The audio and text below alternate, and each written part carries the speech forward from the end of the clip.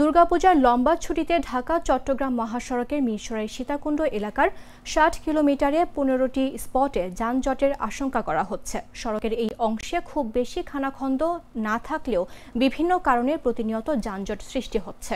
মহাসড়কের মিরসরাই ধুমঘাট থেকে সীতাকুণ্ডের city gate পর্যন্ত ৬০ কিলোমিটারের মধ্যে সীতাকুণ্ডে প্রতিদিনই যানজট লেগে থাকে।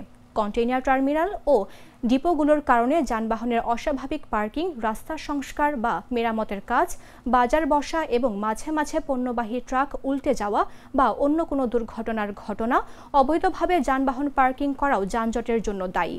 এই ছুটিতে সড়কে গাড়ির চাপ বেড়ে যাওয়ায় যানজটে মানুষ আটকে ভোগান্তির শঙ্কা রয়েছে।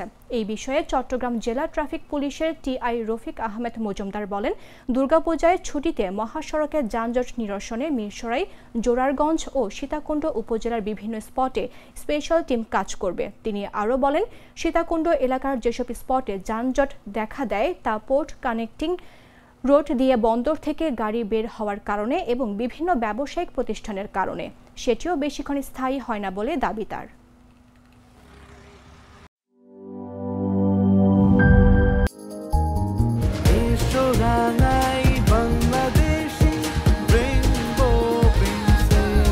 রেইনবো পেইন্টস, ছড়াও জীবনের রং।